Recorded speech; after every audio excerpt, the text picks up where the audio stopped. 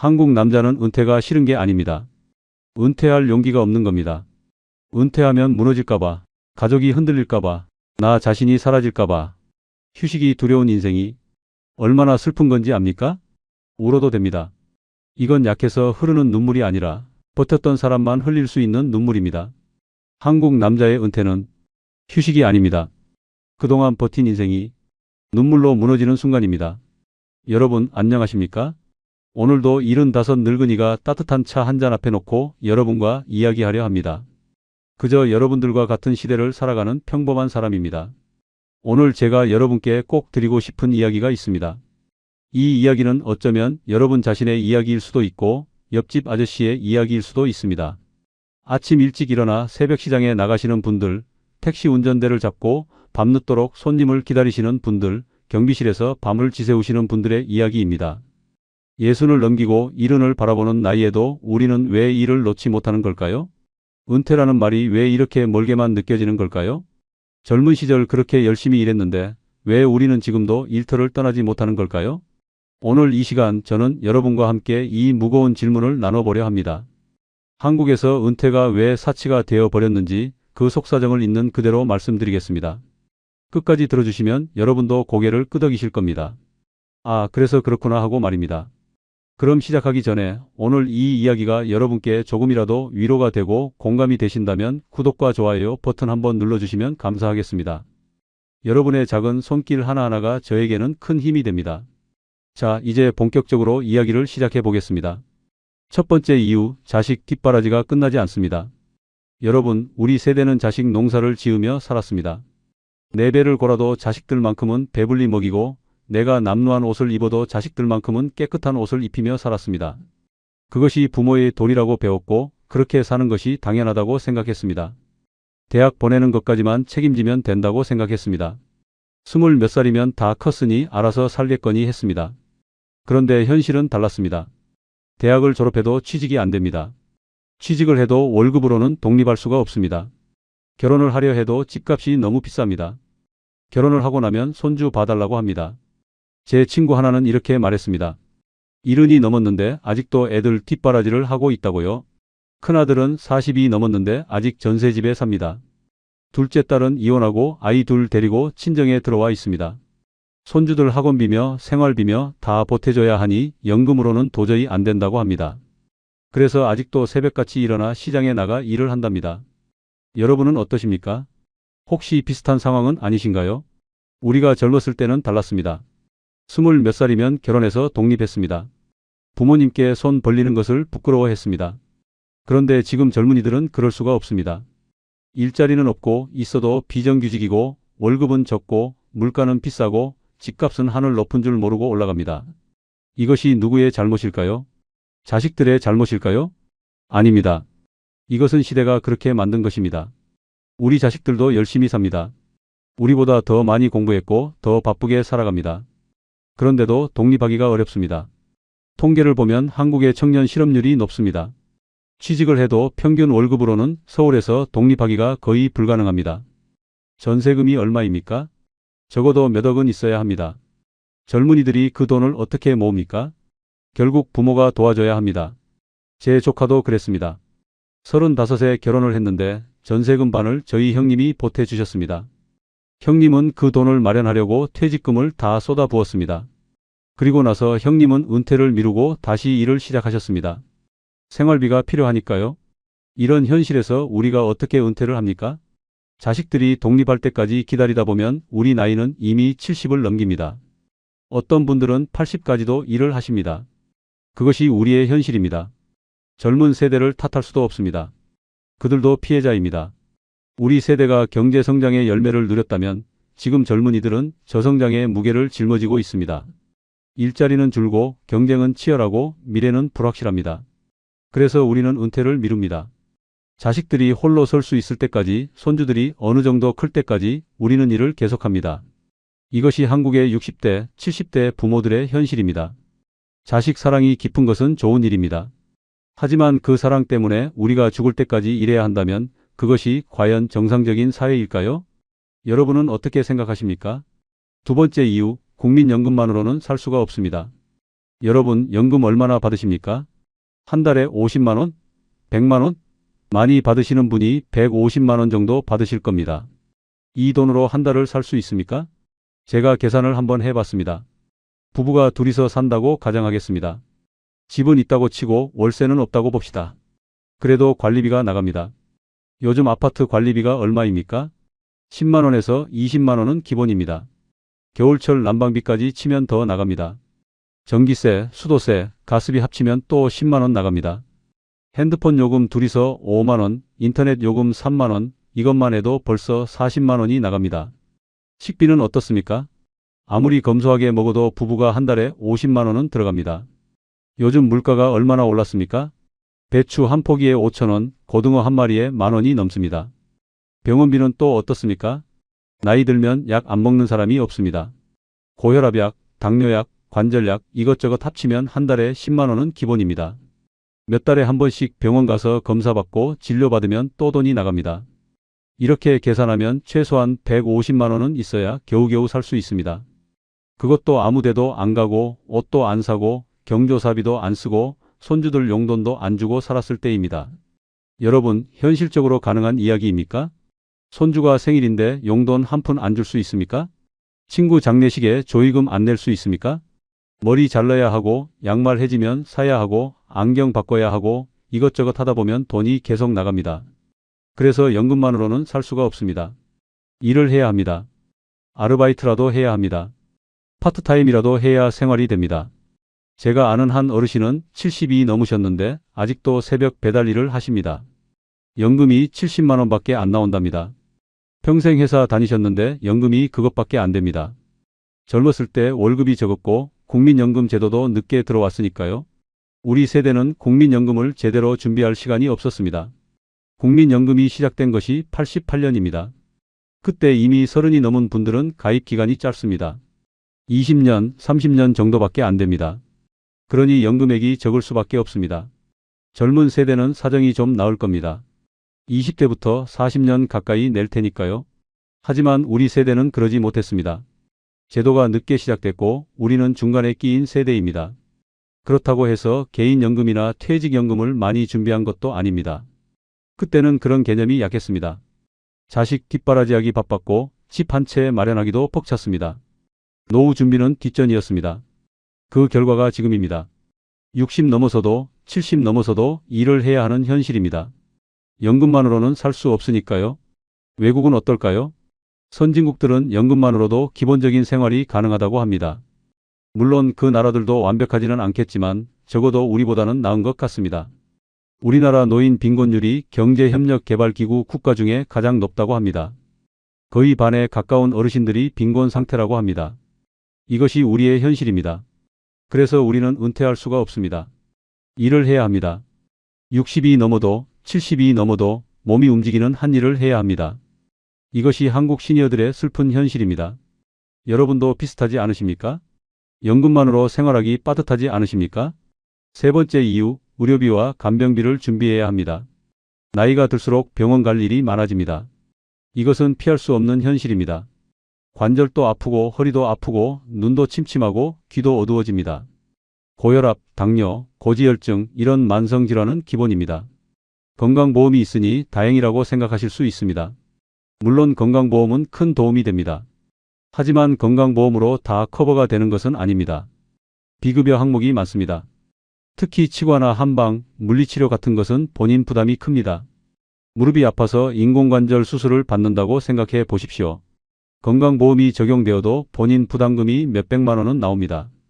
백내장 수술도 마찬가지입니다. 틀니를 해도 비용이 만만치 않습니다. 더 큰 문제는 중증질환에 걸렸을 때입니다. 암이나 뇌졸중, 심장병 같은 것 말입니다. 치료비가 수천만 원씩 나갑니다.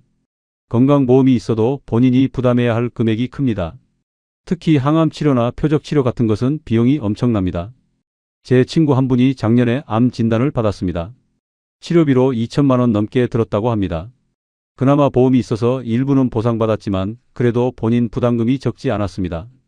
모아놓은 예금을 다 까먹었다고 합니다. 간병비도 만만치 않습니다. 병원에 입원하면 보호자가 있어야 합니다. 가족이 돌봐주면 좋겠지만 요즘 같은 세상에 자식들이 몇 주씩 병간호를 할 수 있습니까? 다들 직장이 있고 바쁩니다. 결국 간병인을 쓰게 됩니다.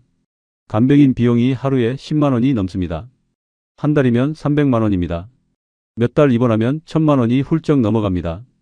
이 돈을 어디서 마련합니까? 더 무서운 것은 치매입니다. 치매에 걸리면 몇 년씩 간병이 필요합니다. 요양원에 들어가려 해도 비용이 만만치 않습니다. 괜찮은 요양원은 한 달에 200만 원, 300만 원씩 합니다. 1년이면 수천만 원입니다. 제 이웃 어르신은 부인이 치매에 걸리셨습니다. 처음에는 집에서 모시려 했지만 점점 상태가 악화되어서 결국 요양원에 모셨습니다. 요양원비가 한 달에 250만 원이랍니다. 연금으로는 도저히 감당이 안 됩니다. 그래서 그 어르신은 75 나이에도 아직 일을 하십니다. 우리 세대는 이런 의료비와 간병비를 준비하지 못했습니다. 젊었을 때는 그런 생각을 못했습니다. 건강할 거라고 생각했고 설마 내가 중병에 걸리겠느냐 싶었습니다. 하지만 현실은 달랐습니다. 통계를 보면 70세 이상 어르신의 상당수가 만성질환을 2가지 이상 가지고 있다고 합니다. 병원비 지출이 다른 연령대에 비해 월등히 높습니다. 이것은 예측 가능한 일입니다. 나이가 들면 당연히 아픈 데가 많아집니다.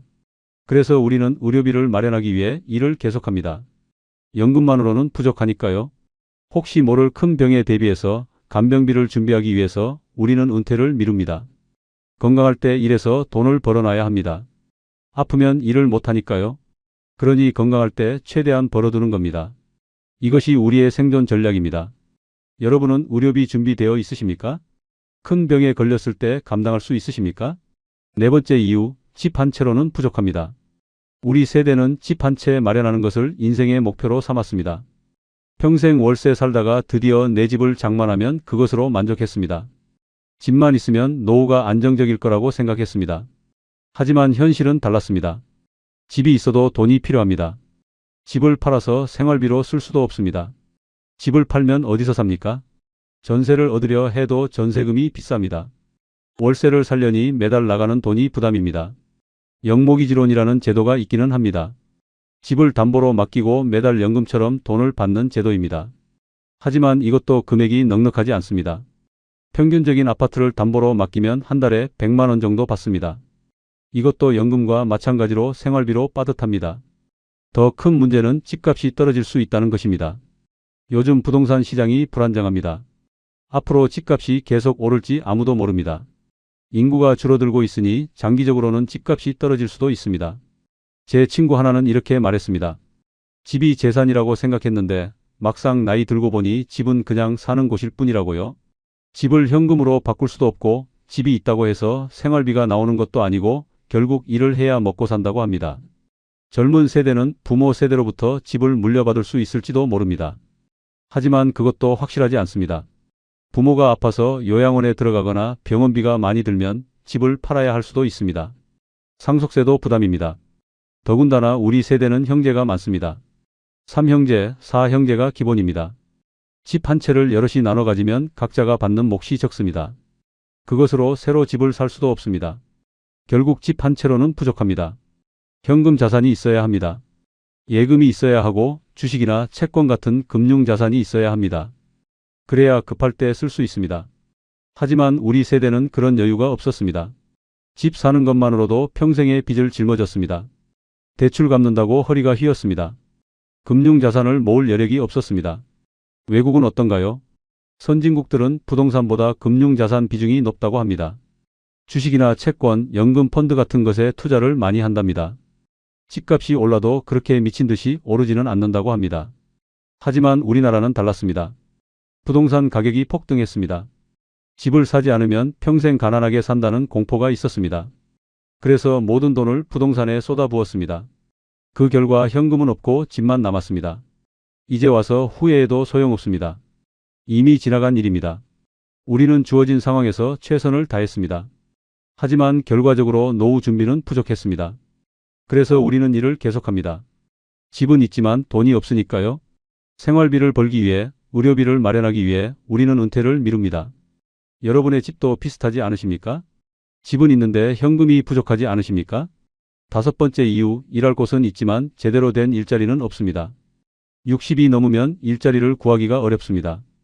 그나마 있는 일자리는 대부분 저임금, 단순 노동입니다. 경비, 청소, 배달, 주차 관리 이런 일들입니다. 젊었을 때 화이트 칼라로 일했던 분들도 나이 들면 마찬가지입니다. 대기업 과장이었던, 중소기업 사장이었던, 정년 퇴직하고 나면 할 수 있는 일이 제한적입니다. 물론 전문직이나 자영업자는 조금 다릅니다. 의사, 변호사, 회계사 같은 전문직은 나이가 들어도 계속 일할 수 있습니다. 가게를 하시는 분들도 건강이 허락하는 한 계속 일하실 수 있습니다. 하지만 평범한 직장인들은 다릅니다. 50대 중반이면 회사에서 밀려납니다. 명예퇴직이라는 이름으로 구조조정이라는 명목으로 회사를 떠나게 됩니다. 그리고 나서 다시 취직하려 하면 막막합니다. 이력서를 넣어도 연락이 없습니다. 나이가 걸립니다.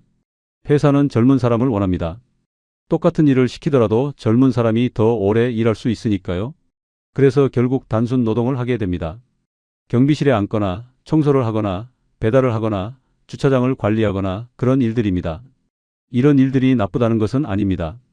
일은 다 소중합니다. 하지만 문제는 임금이 낮다는 것입니다. 경비 일을 한다고 가정해 봅시다. 아파트 경비는 보통 월급이 200만 원 정도입니다.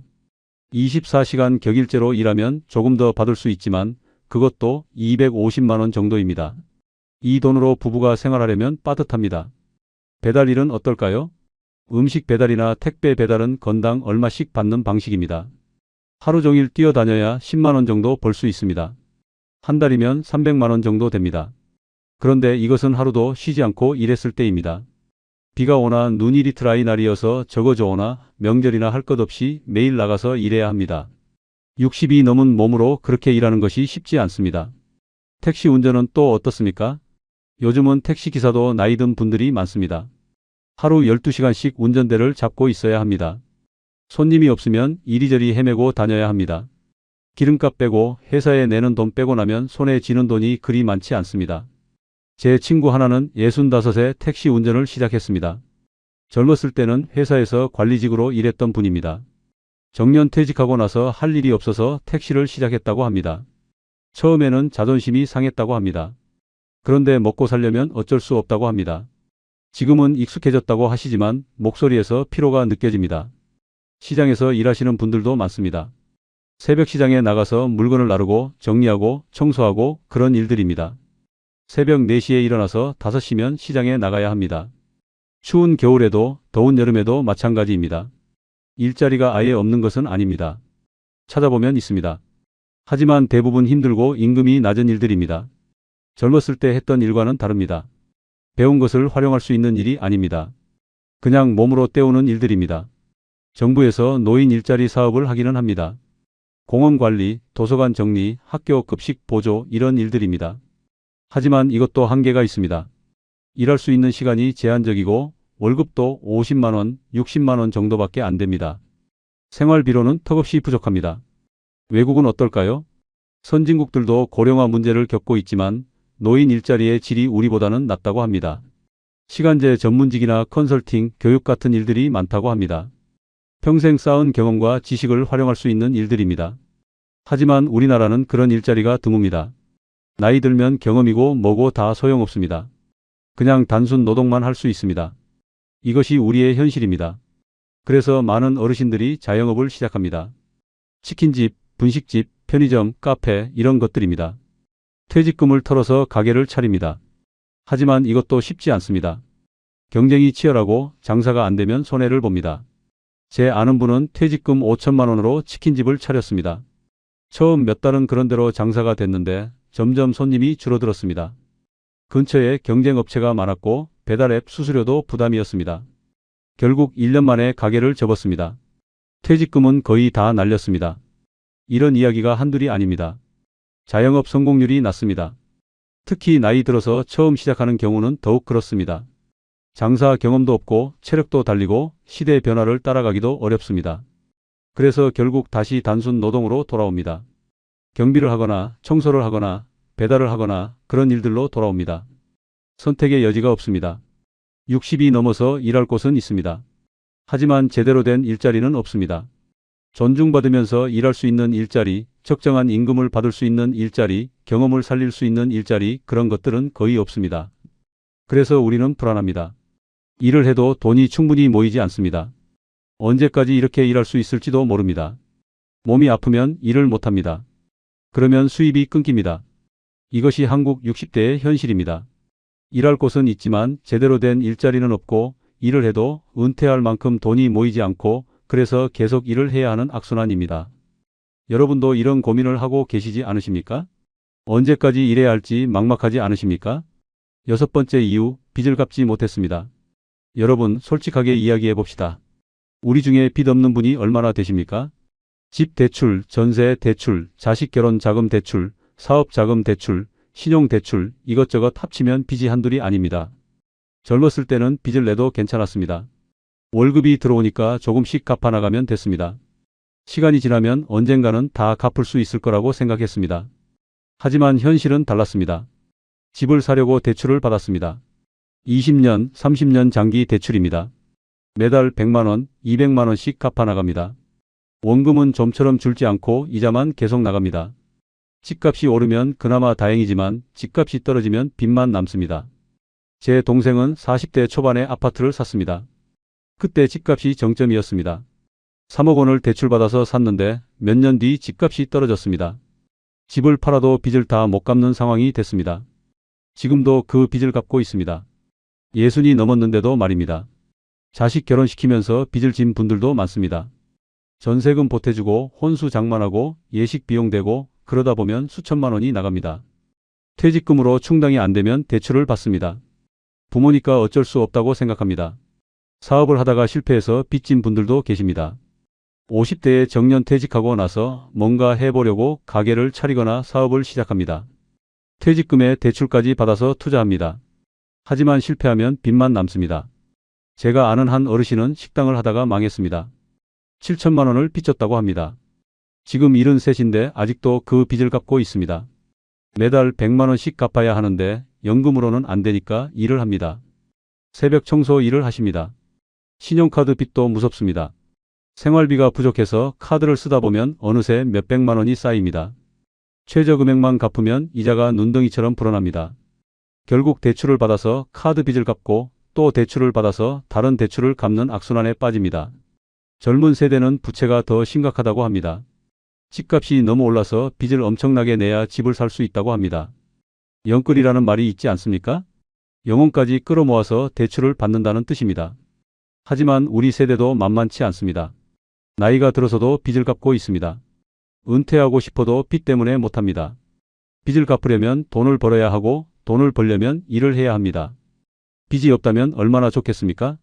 연금만으로도 넉넉하지 않지만 그래도 겨우겨우 살 수는 있을 겁니다. 하지만 빚이 있으면 다릅니다. 매달 대출 이자를 내야 하고 원금도 갚아야 합니다. 그러려면 일을 계속해야 합니다. 더 큰 문제는 이자입니다. 요즘 금리가 높아졌습니다. 예전에는 2%, 3%였는데 지금은 5%, 6%입니다. 대출 금액이 크면 이자만 한 달에 몇십만 원씩 나갑니다. 제 친척 어르신은 대출 이자만 한 달에 50만 원씩 낸다고 합니다. 연금이 100만 원인데 이자 내고 나면 50만 원밖에 안 남습니다.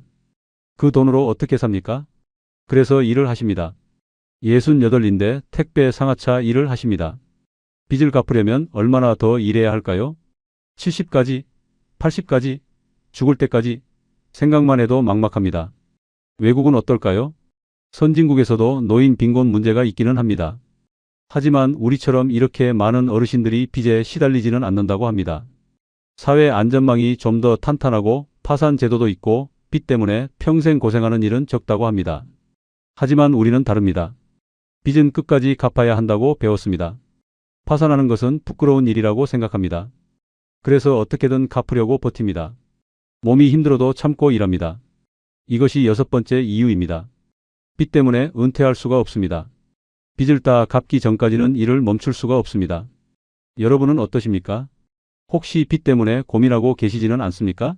일곱 번째 이유, 혼자 사는 어르신이 너무 많습니다. 여러분, 주변을 둘러보십시오. 혼자 사시는 어르신들이 얼마나 많습니까? 배우자를 먼저 보내신 분들, 이혼하신 분들, 평생 독신으로 사신 분들, 자식과 따로 사시는 분들 참 많습니다. 우리 세대는 부부가 함께 늙어가는 것을 당연하게 생각했습니다. 젊어서 결혼해서 평생 함께 살다가 같이 늙는 것이 정상이라고 봤습니다. 하지만 현실은 그렇지 않습니다. 남자가 먼저 가는 경우가 많습니다. 술, 담배, 과로, 스트레스 이런 것들 때문에 남편이 먼저 세상을 떠납니다. 그러면 아내 혼자 남습니다. 50대에 60대에 홀로 되면 앞으로 몇십 년을 혼자 살아야 합니다. 제 이웃 할머니는 예순에 남편을 잃었습니다. 갑자기 쓰러지셔서 병원에 실려갔는데 며칠 만에 돌아가셨답니다. 그 뒤로 20년 넘게 혼자 사십니다. 자식들이 모시려고 했지만 독립해서 사신다고 하셨답니다. 혼자 살면 생활비가 더 듭니다. 둘이 살 때는 비용을 나눌 수 있었는데 혼자 살면 모든 것을 다 감당해야 합니다. 집 관리비, 전기세, 가스비 이런 것들이 줄어들지 않습니다. 식비도 마찬가지입니다. 혼자 먹어도 재료를 사야 하고 요리해야 합니다. 더 큰 문제는 외로움입니다. 말벗이 없습니다. 아침에 일어나도 인사할 사람이 없습니다. 밥 먹어도 혼자 먹습니다. 텔레비전 보면서 혼자 중얼거립니다. 아플 때 돌봐줄 사람도 없습니다. 외로움 때문에 우울해집니다. 살 의욕이 떨어집니다. 그래도 살아야 하니까 억지로 버팁니다. 경로당에 나가서 사람들을 만나고 복지관 프로그램에 참여하고 그렇게 시간을 보냅니다. 하지만 그것도 돈이 필요합니다. 경로당에서 점심 먹으려면 몇천 원씩 냅니다. 복지관 프로그램 참가비도 내야 하고 오가는 교통비도 들고 친구들 만나면 차라도 한 잔 마셔야 하는데 그것도 돈입니다. 혼자 살면 갑자기 아플 때가 무섭습니다. 넘어져서 다치거나 갑자기 가슴이 아프거나 그럴 때 옆에 사람이 없으면 큰일입니다. 핸드폰을 찾아서 119에 전화하는 것도 힘들 수 있습니다. 제가 아는 할아버지는 화장실에서 넘어져서 골절상을 입었습니다.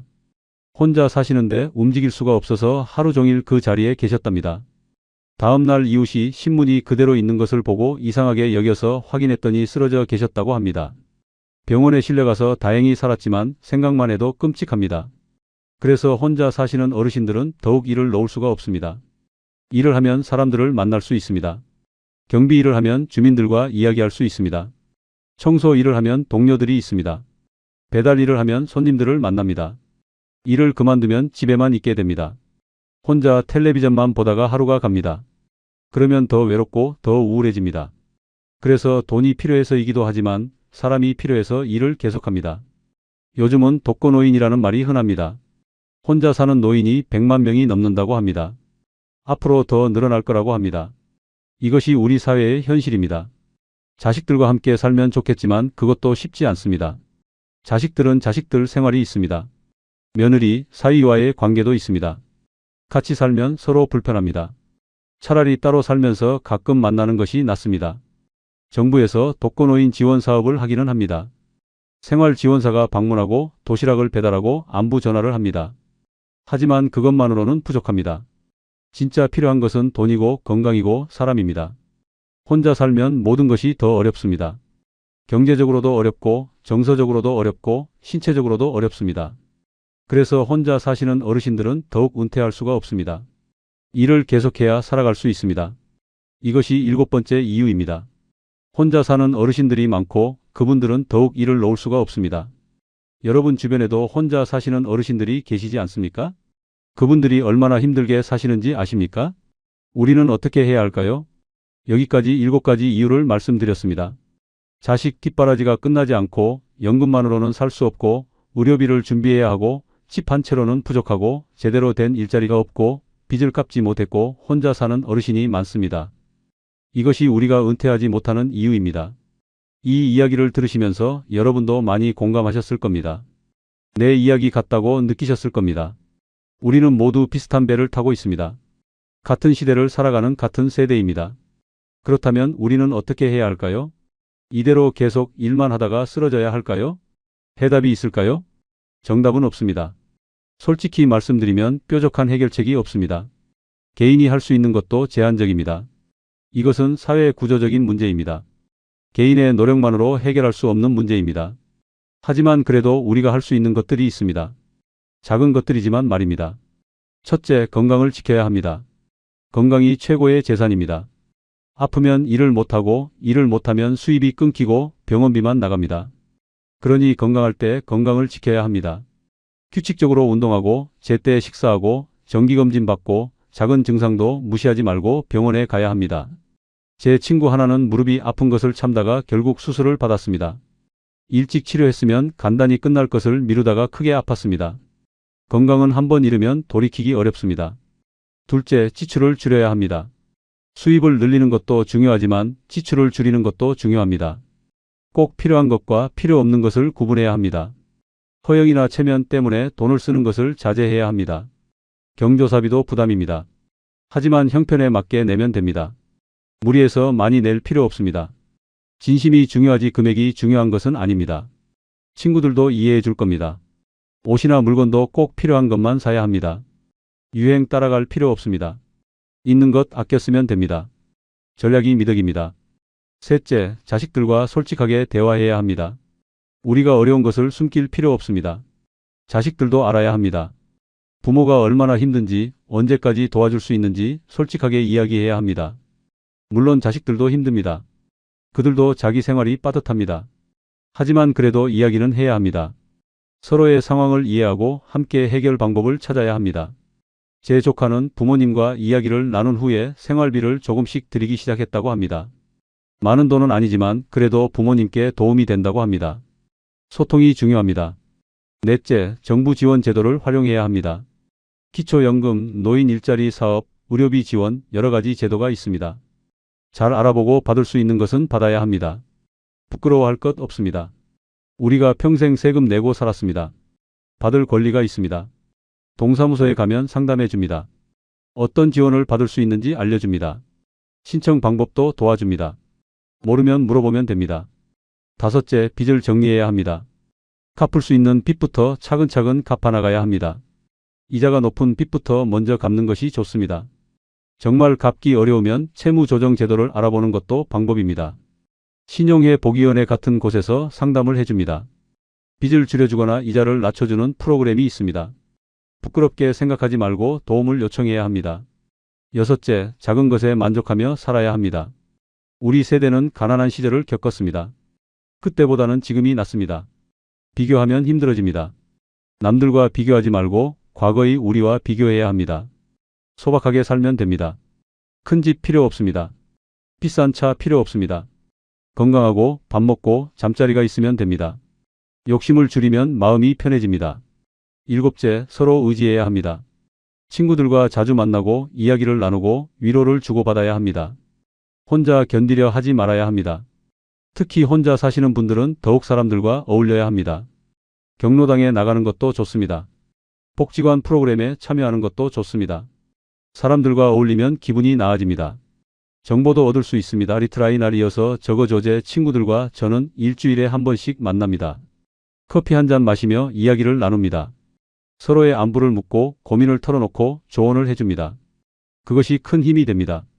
혼자 사시는 분들은 특히 이웃과 친하게 지내야 합니다. 옆집 사람과 인사하고 가끔 안부를 물어보고 서로 도우며 사는 것이 중요합니다. 위급할 때 도와줄 수 있는 사람이 가까이 있어야 합니다. 여덟째, 마음을 다잡아야 합니다. 불평만 하면 더 힘들어집니다. 현실을 받아들이고 할 수 있는 것을 하면 됩니다. 우리는 최선을 다했습니다. 후회할 것 없습니다. 물론 사회가 바뀌어야 합니다. 연금 제도가 개선되어야 하고 노인 일자리가 늘어나야 하고 의료비 부담이 줄어야 합니다. 하지만 그것은 우리 힘으로 당장 바꿀 수 없습니다. 우리가 할 수 있는 것은 우리 삶을 지키는 것입니다. 건강을 지키고 전략하며 살고 서로 도우며 사는 것입니다. 빚을 조금씩이라도 줄여가고 작은 기쁨을 찾으며 사는 것입니다. 아홉째, 새로운 것을 배워야 합니다. 나이가 들었다고 배움을 멈춰서는 안 됩니다. 복지관에서 무료로 가르쳐주는 것들이 많습니다. 스마트폰 사용법, 컴퓨터, 요리, 노래, 춤, 그림 여러 가지가 있습니다. 새로운 것을 배우면 머리도 맑아지고 삶의 활력도 생깁니다. 무엇보다 사람들을 만날 수 있습니다. 같이 배우는 동료들과 친해지고 선생님과도 친해지고 그렇게 관계가 넓어집니다. 제 아내는 70이 넘어서 서예를 배우기 시작했습니다. 처음에는 붓을 잡는 것도 어려웠는데 지금은 제법 글씨를 쓰십니다. 매주 수요일 오전이 기다려진다고 하십니다. 수업 끝나고 친구들과 점심 먹는 것도 즐겁다고 합니다. 열째, 감사하는 마음을 가져야 합니다. 힘들지만 그래도 우리는 살아 있습니다. 오늘 아침 눈을 뜰 수 있었습니다. 밥을 먹을 수 있습니다. 걸을 수 있습니다. 이것이 다 감사한 일입니다. 친구가 있습니다. 가족이 있습니다. 지붕이 있습니다. 이것들이 당연한 것이 아닙니다. 세상에는 이것조차 없는 사람들이 많습니다. 우리는 그래도 복이 있는 편입니다. 매일 아침 일어나서 감사한 것 3가지를 생각해 보십시오. 잠을 잘 잤다. 아침밥이 맛있다. 날씨가 좋다. 뭐든 좋습니다. 감사하는 마음으로 하루를 시작하면 마음이 한결 가벼워집니다. 그래도 우리는 살아가야 합니다. 여러분, 오늘 이야기가 무겁고 우울했을 수도 있습니다. 하지만 이것이 우리의 현실입니다. 숨기거나 외면할 수 없는 현실입니다. 한국에서 은퇴는 사치가 되었습니다. 60이 넘어도 70이 넘어도 우리는 일을 해야 합니다. 자식들 때문에, 생활비 때문에, 의료비 때문에, 빚 때문에, 외로움 때문에 우리는 은퇴를 미룹니다. 이것이 누구의 잘못일까요? 우리의 잘못일까요? 아닙니다. 우리는 최선을 다해 살았습니다. 열심히 일했고, 자식들 키웠고, 세금 냈고, 성실하게 살았습니다. 시대가 그렇게 만든 것입니다. 급격한 경제 성장과 급격한 고령화, 부동산 가격 폭등과 저성장 경제, 이런 것들이 우리를 이렇게 만들었습니다. 젊은 세대도 마찬가지입니다. 그들도 피해자입니다. 취직도 어렵고, 집값도 비싸고, 결혼도 어렵고, 미래도 불확실합니다. 세대 간에 싸울 일이 아닙니다. 우리 모두가 같은 배를 타고 있습니다. 그래도 우리는 살아가야 합니다. 불평만 하고 있을 수는 없습니다.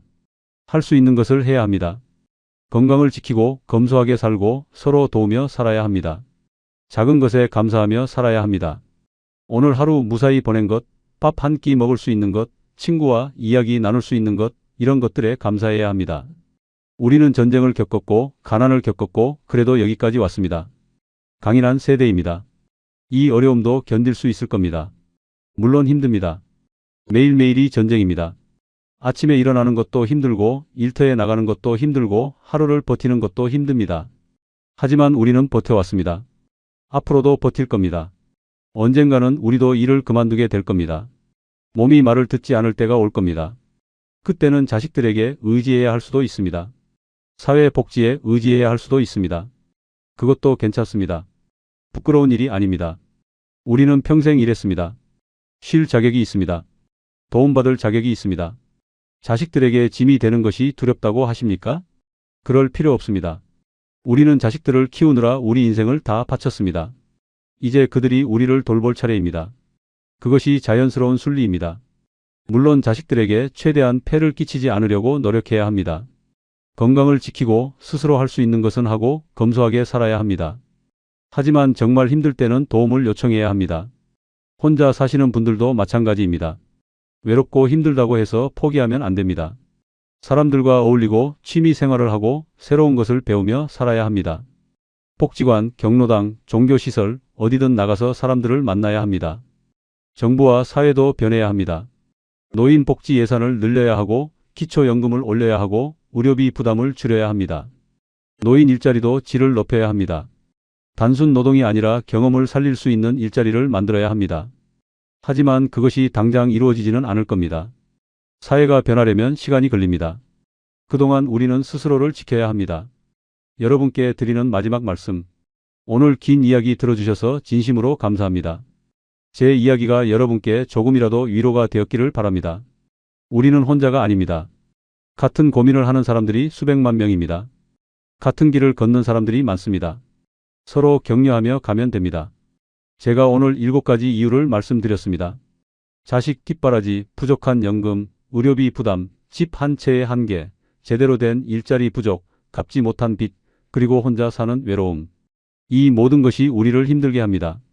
하지만 우리는 포기하지 않았습니다. 오늘도 일어나서 일터로 나갑니다. 경비실로, 청소 현장으로, 시장으로, 택시 운전대로, 배달 오토바이로 우리는 나갑니다. 이것이 자랑스럽지 않습니까? 70이 넘어서도 일할 수 있다는 것이 축복 아닙니까? 누군가는 일하고 싶어도 건강이 안 좋아서 못합니다. 우리는 그래도 일할 수 있습니다. 몸이 움직입니다. 감사한 일입니다. 내일도 해는 뜹니다. 내일도 우리는 일어나서 하루를 시작할 겁니다. 힘들겠지만 버틸 겁니다. 한 발 한 발 걸어갈 겁니다. 건강하십시오. 그것이 가장 중요합니다. 건강하면 무엇이든 할 수 있습니다. 아프지 마십시오. 제때 약 드시고 병원 검진 받으시고 무리하지 마십시오. 행복하십시오. 작은 것에서 행복을 찾으십시오. 아침 햇살, 따뜻한 밥, 친구의 웃음, 손주의 목소리, 그런 것들에서 행복을 찾으십시오. 큰 행복을 기대하지 마십시오. 작은 행복들이 모여서 인생이 됩니다.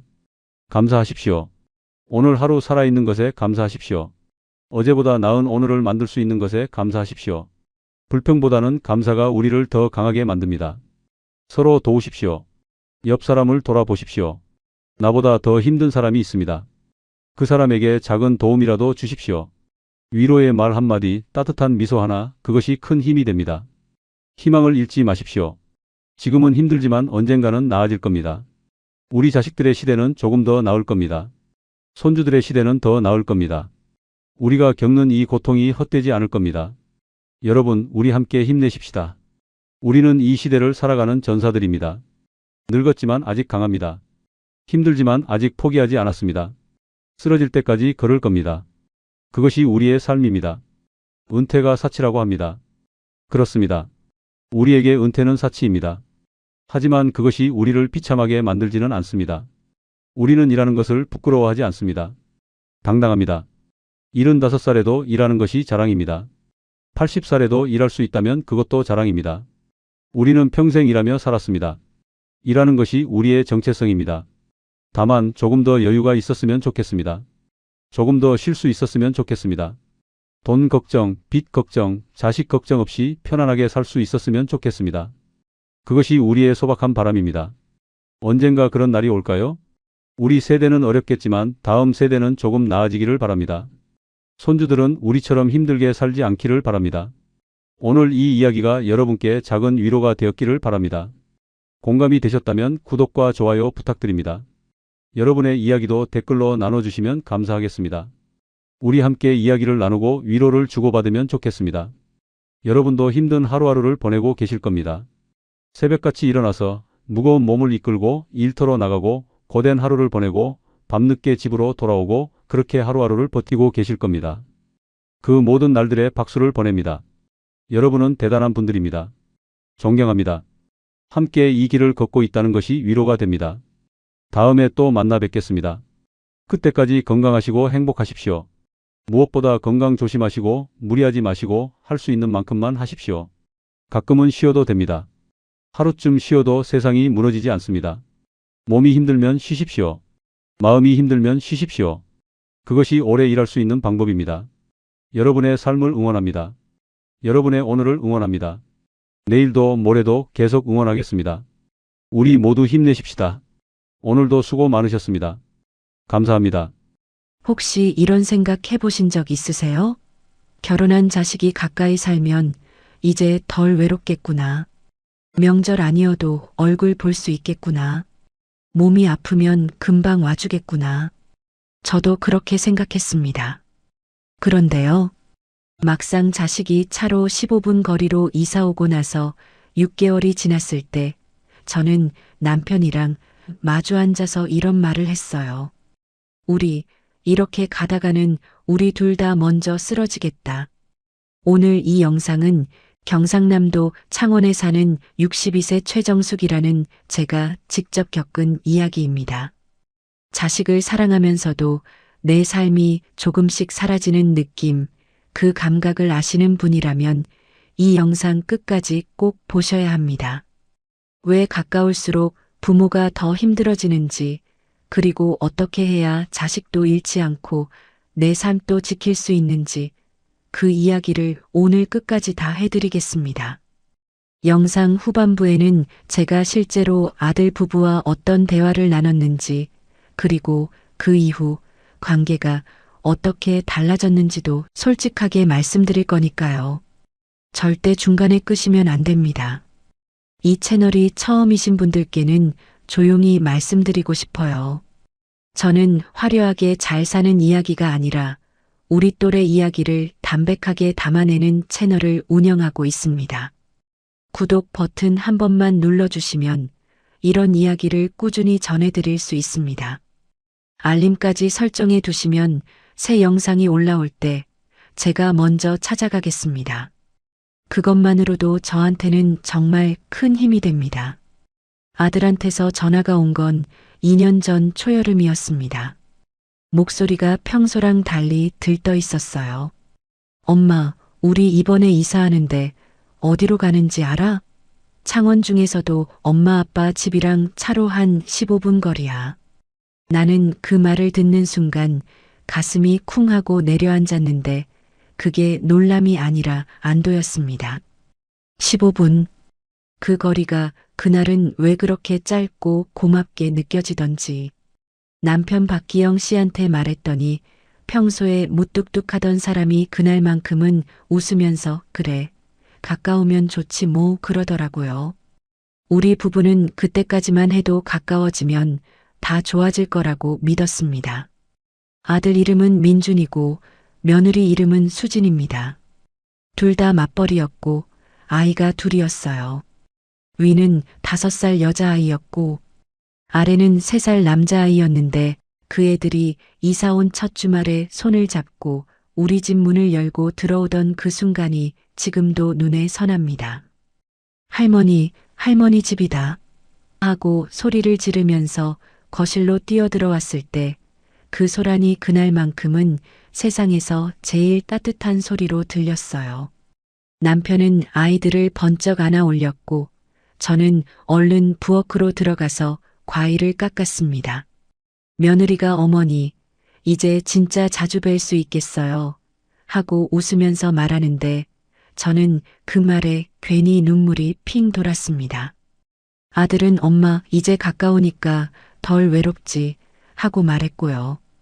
외롭다는 말을 내가 한 적은 없었는데 아들이 그 말을 콕 짚어 내더라고요.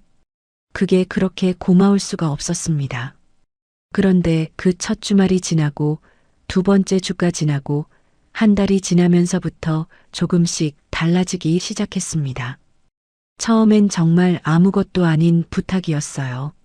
민준이가 전화해서 이렇게 말했습니다.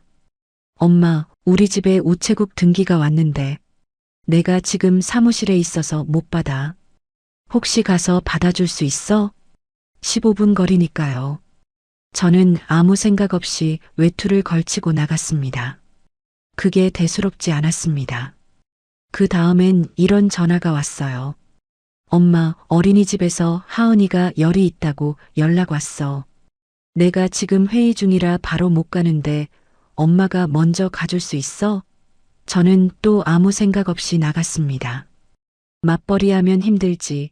이럴 때 부모가 도와줘야지. 그런 마음이었습니다. 어린이집에 가서 하은이를 데리고 소아과에 갔고 1시간 기다려서 진찰받고 약 타서 집에 데려다 줬습니다. 아이한테 죽을 끓여 먹이고 소파에 눕혀놓고 민준이한테 문자를 보냈어요. 열은 좀 내렸어. 약 먹였으니까 걱정 마라. 그날 저녁 민준이 부부가 퇴근하고 와서 어머니 정말 감사해요. 아니었으면 어떻게 할 뻔했어요. 하면서 며느리 수진이가 제 손을 꼭 잡더라고요. 그 말을 들으니까 제 마음이 뿌듯했습니다. 내가 아직 쓸모 있구나. 누군가한테 도움이 되는구나. 그런 생각이 들었거든요. 그런데 그때까지만 해도 저는 몰랐어요. 감사합니다라는 말이 나중에 가면 그렇게 공허하게 들릴 줄을요. 민준이와 수진이 둘 다 퇴근이 불규칙했습니다. 민준이는 영업직이라 퇴근 시간이 들쭉날쭉했고 수진이는 공공기관에 다녔는데 회의가 잦았어요. 아이들은 위아이 하은이는 어린이집에서 유치원으로 막 올라갔고 아래 준서는 아직 어린이집에 다니고 있었습니다. 처음엔 일주일에 한두 번 하원 후 2시간 정도만 봐달라는 부탁이었어요. 엄마, 오늘만 좀 봐줘. 엄마, 이번 주만 부탁해. 그 말들이 반복되면서 오늘만이라는 말이 어느 순간부터는 요즘은이 되었고 이번 주만이라는 말이 당분간이 되었습니다. 그리고 어느 시점부터는 민준이가 전화하는 방식이 바뀌었습니다. 엄마, 오늘 애들이 바로 엄마 집으로 갈 거야. 질문이 아니었어요. 통보에 가까웠습니다. 괜찮냐는 말이 빠진 걸 저는 그때 대수롭지 않게 넘겼습니다. 바쁘니까 그럴 수도 있지. 부모 자식 사이에 뭘 그런 걸 따지나. 그렇게 넘기기 시작한 게 서서히 우리 삶을 바꾸고 있었는데 그걸 알아채지 못했던 겁니다. 남편 기영 씨는 원래 아침 운동을 합니다. 매일 아침 6시에 일어나서 창원 천변을 1시간씩 걷고 수요일마다 동네 친구들이랑 정해놓고 등산을 가는 사람이었어요. 퇴직하고 나서 건강이 제일 중요하다면서 그 루틴을 참 철저하게 지키던 사람이었습니다. 나도 모임이 많았어요. 아파트 단지 내 친목 모임도 있었고 성당 봉사 모임도 나갔고 한 달에 2번 동네 친구들이랑 점심 먹는 약속도 있었습니다. 우리 나이에 사람을 만나지 않으면 더 빨리 늙는다는 걸 알거든요. 그래서 일부러라도 부지런히 나갔습니다. 그런데 아이들이 우리 집으로 오기 시작하면서 그 루틴이 하나씩 흔들렸습니다. 어느 날 아침 기영 씨가 운동화를 신으려는데 민준이한테서 문자가 왔어요. 아빠, 오늘 아침에 준서 좀 잠깐만 맡겨도 될까요? 출근 시간이 조금 꼬여서요. 기영 씨는 한참 그 문자를 들여다보다가 신던 운동화를 벗었습니다. 아무 말도 하지 않았어요. 그날은 수요일이었고 등산 모임 날이었습니다. 오늘은 못 나가겠네. 기영 씨가 나직하게 말했고 저는 괜히 미안해져서 다음 주에 가면 되지 뭐라고 말했습니다. 그 말이 얼마나 가볍고 또 얼마나 잔인한 말인지 그때는 몰랐어요. 다음 주에도 그 다음 주에도 비슷한 일이 반복됐으니까요. 저도 마찬가지였습니다. 친구 은경이랑 점심 약속이 있던 날 민준이가 전화를 했어요. 엄마, 오늘 학원 시간이 좀 꼬였어. 딱 2시간만 애들 좀 봐줄 수 있어? 저는 은경이한테 전화를 했습니다. 미안해, 오늘은 좀 어렵겠다. 은경이는 웃으면서 알았어 했지만 전화 끊고 나서 제 마음이 불편했습니다. 그게 한두 번이 아니었거든요. 어느 순간부터 단체방에 약속이 잡히면 저는 먼저 애들 일정부터 확인하게 됐습니다. 갈 수 있을까? 혹시 그날 부탁이 오면 어쩌지? 그 불안이 약속 자체를 즐기지 못하게 만들었어요. 어느 주말에는 민준이 부부가 잠깐 들를게요 하고 왔다가 아이들만 두고 나갔습니다. 장 좀 봐야 해서요. 근처에서 잠깐 업무 통화만 하고 올게요. 금방 올게요. 그 금방이 정확히 몇 시간인지 모른 채로 우리는 아이들을 붙잡고 앉아 있었습니다. 아이들은 싸우고 준서는 배고프다고 울고 화장실 데려가고 손 씻기고 간식 만들고 숙제 봐주고 그날 저녁 민준이 부부가 돌아와서 죄송해요. 고맙습니다. 하는데 우리는 웃으면서 괜찮다. 다 키워본 사람들인데 뭐 했습니다. 하지만 문이 닫히고 집이 조용해지면 저는 싱크대 앞에 서서 한참을 멍하니 있었습니다. 오늘 내 하루는 어디 갔지? 그 생각이 자꾸 떠올랐어요. 동네 친구들은 변화를 먼저 알아챘습니다. 어느 날 모임에 늦게 갔더니 은경이가 물었어요. 정수가, 너 요즘 왜 이렇게 못 나와? 아, 민준이네 애들 좀 봐주느라. 가까이 오니까 더 바빠졌어. 그러게, 가까우면 좋긴 한데. 은경이가 조용히 말했습니다. 좋은 것만도 아니야. 가까우면 가까운 대로 또 힘들어. 그리고 덧붙였어요. 너희 부부 둘 다 생활이 있잖아. 그 말이 왜 그렇게 찔렸는지 모르겠어요. 내가 내 생활이 있다고 말해도 되는 건지 괜히 죄책감이 들었습니다. 자식이 다 컸어도 부모가 참는 습관은 그대로 남아 있었던 겁니다. 그러던 어느 날 아이들 일정이 또 늘었습니다. 민준이가 말했어요. 엄마, 학원 픽업이 진짜 애매해. 우리 둘 다 퇴근이 늦을 때가 많아서. 저는 무심코 물었습니다. 그럼 학원을 줄이면 되잖아. 민준이는 잠깐 멈칫하더니 조용히 말했습니다. 요즘은 안 줄여요. 애들이 뒤처지면 안 된다고. 그 말이 이상하게 무겁게 들렸어요. 뒤처지면 안 된다는 말이 언제부터 부모 세대의 삶까지 흔드는 말이 됐을까요? 그날부터 우리 하루는 아이들 시간표에 맞춰 움직이기 시작했습니다. 하은이 유치원 끝나는 시간, 준서 어린이집 하원 시간, 태권도 학원 가는 날, 피아노 학원 가는 날, 저녁 먹는 시간, 씻는 시간.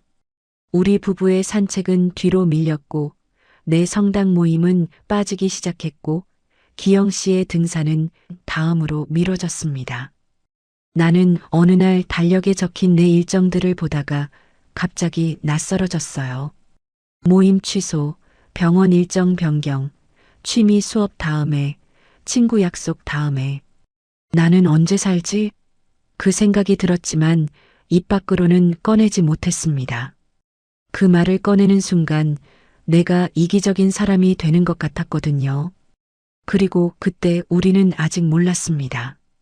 이게 단순히 바쁜 시기가 아니라 관계의 구조 자체가 바뀌고 있는 시작이었다는 거요. 이 구조를 그대로 두면 언젠가 우리 몸이든 마음이든 먼저 무너진다는 거요. 어느 날 밤 기영 씨가 방에서 나오며 아주 작게 말했습니다. 여보, 우리 이렇게 계속 가면 우리 생활 없어지겠다. 나는 대답 대신 고개만 끄덕였습니다. 그 말이 너무 맞아서, 그래서 더 무서워서요. 우리는 스스로를 이렇게 설득했습니다. 지금만 좀 바쁜 거야. 애들 어릴 때만 그렇지. 조금만 지나면 나아질 거야. 그 말들을 반복하면서 버텼는데 버티는 사이에 기영 씨 몸에 신호가 오기 시작했습니다. 무릎이 붓는다고 했고 계단 내려올 때 숨이 찬다고 했어요. 동네 정형외과에 갔더니 연골이 많이 닳았다고 했습니다. 이 정도 연세에 이렇게 활동량이 많으시면 안 됩니다.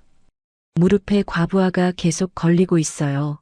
하고 의사가 말하는데 기영 씨는 가만히 고개만 끄덕였어요. 과부하. 그 단어가 머릿속에서 맴돌았습니다. 집에 돌아오는 길에 제가 물었습니다. 좀 쉬어야겠지? 기영 씨는 대답 없이 창밖만 보고 있었어요. 그런데 집에 도착하니까 이미 아이들이 와 있었습니다. 할아버지, 오늘 피자 먹어도 돼? 준서가 뛰어오면서 소리를 질렀어요. 기영 씨는 아이를 안아주려다가 잠깐 멈췄습니다. 무릎이 순간적으로 흔들리는 게 보였어요. 저는 그걸 보면서도 아무 말 못하고 부엌으로 들어갔습니다. 그날 오후 기영 씨가 소파에 앉아 있다가 일어나서 방으로 들어갔습니다. 문이 조용히 닫혔어요. 그 문 닫히는 소리가 그날따라 이상하게 크게 들렸습니다. 오후 내내 민준이는 오지 않았고 저녁이 되어서야 수진이가 와서 애들을 데려갔습니다. 집이 조용해지고 나서 기영 씨가 침대 가장자리에 앉아 말했습니다. 여보, 이제는 이게 도움이 아니야. 저는 그제야 울음이 터졌습니다. 그날 하루가 한꺼번에 무너져 내리는 느낌이었습니다. 그날 밤 저는 거의 잠을 못 잤습니다. 계속 같은 생각이 머릿속을 맴돌았어요. 우리가 언제부터 이 역할을 맡았지? 누가 우리한테 여기까지 해달라고 했지? 답은 하나였습니다. 아무도 말하지 않았고, 그래서 아무도 멈추지 않았다는 것. 새벽에 가장 아픈 생각이 들었습니다. 이렇게 계속 가면 우리는 부모가 아니라 그냥 맡겨놓는 곳이 되겠구나. 아이들을 돌보는 기능, 시간을 메워주는 기능, 빠지면 곤란한 기능. 사람이 아니라 역할이 되어버린다는 생각이 숨을 막히게 했습니다. 몸으로 하는 돌봄이 확실히 버거워졌을 때 민준이가 먼저 말을 꺼냈습니다.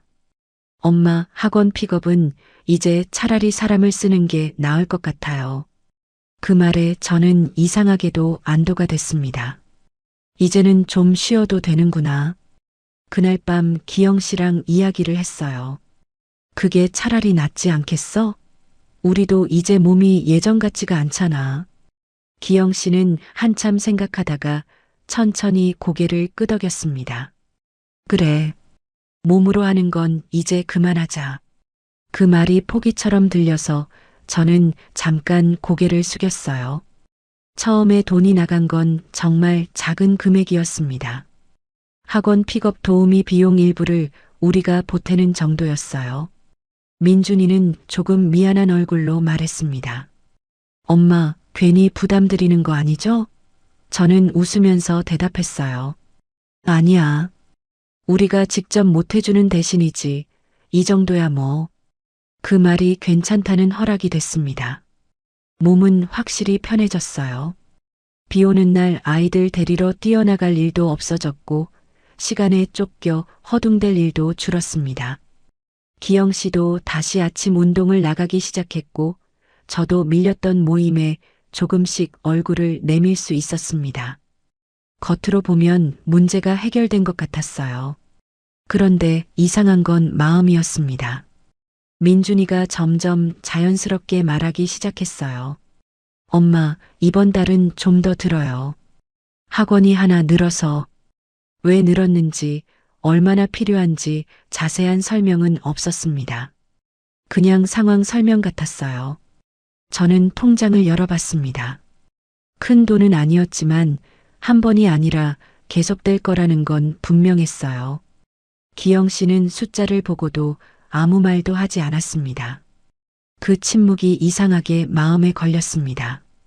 수진이는 여전히 고마워했어요. 어머니 덕분에 저희가 숨 좀 돌려요 라고. 그 말이 거짓이 아니라는 건 알았습니다.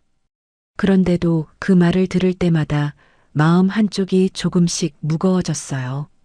숨 돌리는 건 저쪽인데 우리는 어디서 숨을 돌리지? 어느 날 기영 씨가 병원 진료를 마치고 와서 말했습니다. 여보, 이제는 이렇게까지는 안 되겠다. 그 말에는 결심이 담겨 있었어요. 그때 저는 깨달았습니다. 우리는 갈등을 피한 게 아니라 갈등을 돈으로 밀어두고 있었던 겁니다. 그 밀어둔 시간이 이제 끝에 다다르고 있다는 것도요. 동네 친구 하나가 전에 이런 말을 했었거든요. 돈으로 덮기 시작하면 말할 기회는 없어져. 그리고 나중엔 돈 끊는 게 말 꺼내는 것보다 더 어려워져. 그 말이 그날 밤 내내 머릿속을 맴돌았습니다. 그날 저희 부부는 약속을 했습니다. 이번 주말에 민준이 부부랑 이야기 좀 하자. 그 말을 꺼내는 순간 가슴이 쿵 내려앉았습니다. 이야기를 한다는 건 관계를 다시 정리하겠다는 뜻이었으니까요. 그 이후로 집이 조용해졌습니다. 갑자기 아이들 이야기가 튀어나오는 일도 없었고 민준이 전화도 줄었습니다. 처음 며칠은 솔직히 몸이 먼저 편해졌어요. 기영 씨는 다시 정해진 시간에 운동을 나갔고 미뤄뒀던 탁구 모임에도 얼굴을 비쳤습니다. 저도 한동안 빠졌던 성당 봉사 모임에 다시 나갔어요. 요즘 좀 살만해? 은경이가 묻자 저는 웃으면서 대답했습니다. 응, 좀 조용해졌어. 조용해졌다는 말 속에 편안함도 있었고 이상하게 남는 허전함도 있었습니다. 저녁이 되면 괜히 휴대폰을 한 번 더 보게 됐고 전화벨이 안 울릴 걸 알면서도 기다렸어요. 우리가 너무 냉정했나? 조금 더 참았어야 했나? 그런 생각이 들 때도 있었습니다. 열흘쯤 지났을 때 민준이한테서 메시지가 왔습니다. 엄마, 이번 주말에 잠깐 들러도 돼요? 저는 짧게 답했어요. 그래. 오기 전에 연락해. 그날은 일부러 반찬도 하지 않았고 아이들 간식도 사두지 않았습니다. 괜히 손이 바빠지면 다시 예전으로 돌아갈까 봐서요. 주말 오후 민준이와 수진이만 왔습니다. 아이들은 없었어요. 집안이 조용했습니다. 아이들 소리로 가려지던 어색함이 그날은 그대로 드러났어요. 차가 식어가는 동안 아무도 말을 꺼내지 못했습니다. 그때 제가 먼저 말했습니다. 오늘은 부탁받은 얘기 말고 우리 얘기 좀 하자. 민준이가 고개를 들었어요. 무슨 얘기요? 저는 잠시 숨을 고르고 천천히 말을 꺼냈습니다. 엄마가 이 얘기하는 건 너희를 나무라는 게 아니야. 그냥 우리가 어떻게 살고 있었는지 한 번은 말해야 할 것 같아서 기영 씨가 말없이 제 옆에서 고개를 끄덕였습니다. 너희가 이사 오고 나서 우리는 갑자기 바빠졌어. 아빠는 아침 운동도 자주 못 나가게 됐고 약속도 미루는 날이 많아졌어. 기영 씨가 조용히 이었습니다. 등산도 올해 들어서 한 번밖에 못 갔어. 민준이는 그제야 고개를 숙였어요. 나도 모임이 많았잖아. 성당 봉사도 나갔고 친구들도 자주 만났었는데. 그런데 아이들 스케줄에 맞추다 보니 하나씩 빠지게 됐어. 처음엔 잠깐이겠지 했어. 몇 번만, 이번만. 그런데 그게 계속 이어지니까 어느 순간부터는 내 하루가 내 것이 아니더라. 제 목소리는 크지 않았지만 흔들리지 않게 말하려고 애썼습니다. 우리는 도와주고 싶었어. 정말로. 근데 몸으로 도와주던 게 버거워지니까 말은 안 하고 돈으로 해결해 보려고 했어. 그 말에 수진이 표정이 굳었습니다. 그런데 그마저도 계속되니까 이상해지더라. 도와주는 느낌이 아니라 버티는 느낌이 들었어. 저는 잠시 멈췄다가 조용히 말했습니다. 이러다가는 우리가 부모가 아니라 필요할 때만 불리는 사람이 되겠구나. 그 순간 방 안이 아주 조용해졌습니다. 기영 씨가 침묵을 깨며 말했습니다. 우리는 너희를 안 돕겠다는 게 아니야. 다만 이렇게 계속 가면 우리가 먼저 무너질 것 같았어. 수진이가 조심스럽게 말했습니다. 저희는 그렇게까지인 줄 몰랐어요. 민준이가 한참 굵은 목소리로 말했어요. 엄마 아빠 죄송해요. 저는 고개를 저었습니다. 미안해할 필요는 없어. 우리도 말 안 한 게 잘못이야. 그냥 이제부터는 조금만 다르게 하자는 거야. 너희가 정말 필요할 때는 우리가 돕고 그 외에는 우리 삶을 살게. 그게 서로 오래가는 방법인 것 같아. 민준이는 깊게 숨을 쉬고 고개를 끄덕였습니다. 알겠어요. 이제는 미리 여쭤볼게요. 그날 대화는 깔끔하게 끝나지 않았습니다. 서로 당장 편해진 것도 아니었고 극적으로 해결된 것도 없었어요. 하지만 처음으로 부모가 자기 삶을 말한 날이었습니다. 그 이후로 모든 게 극적으로 바뀌진 않았습니다. 하지만 부탁은 줄었고 미리 묻는 말이 늘었어요. 이번 주 정말 괜찮으세요? 그 한 문장이 이전과는 달랐습니다. 저희는 이제 아이들 인생의 중심에 서 있지 않습니다. 대신 한 발 뒤에 있습니다. 넘어질 때 완전히 쓰러지기 전에 살짝 손 내밀 수 있는 거리, 부르면 갈 수 있지만 부르지 않으면 우리 삶을 사는 거리. 요즘은 아침을 서두르지 않습니다. 전화가 울릴까봐 미리 눈을 뜨는 일도 없고 아이들 일정부터 확인하던 습관도 사라졌어요. 기영 씨는 운동을 마치고 돌아와 커피를 내려 마시고 저는 창가에 앉아 신문을 천천히 넘깁니다. 누군가에게 필요한 사람이 아니라 그냥 하루를 사는 사람이 된 느낌. 처음엔 그게 낯설었어요. 기영 씨가 며칠 전에 이렇게 말했습니다. 여보, 우리 요즘 너무 한가한 거 아니야? 저는 웃으면서 대답했지만 그 말 속에 조금의 불안이 섞여 있다는 걸 느꼈습니다. 그동안 바쁘지 않으면 쓸모없다고 생각해 왔으니까요. 어느 날 혼자 병원에 다녀오는 길에 문득 이런 생각이 들었습니다. 아, 이건 누구를 위해서가 아니라 나를 위해 온 거구나. 누군가의 보호자가 아니라 내 몸을 돌보는 사람. 그 단순한 일이 이렇게 오랜만일 줄은 몰랐습니다. 친구들이랑 모임에서도 대화가 달라졌어요. 예전엔 아이들 얘기, 누가 더 도와줬는지, 누가 더 힘든지 그런 이야기들이 많았는데 요즘은 여행 이야기, 몸 상태 이야기, 하고 싶은 취미 이야기로 자연스럽게 흘러갑니다. 너 요즘 표정이 좋아졌다. 누군가 그렇게 말했을 때 괜히 웃음이 났습니다. 어느 날은 민준이가 보낸 사진 한 장에 가슴이 철렁 내려앉았습니다.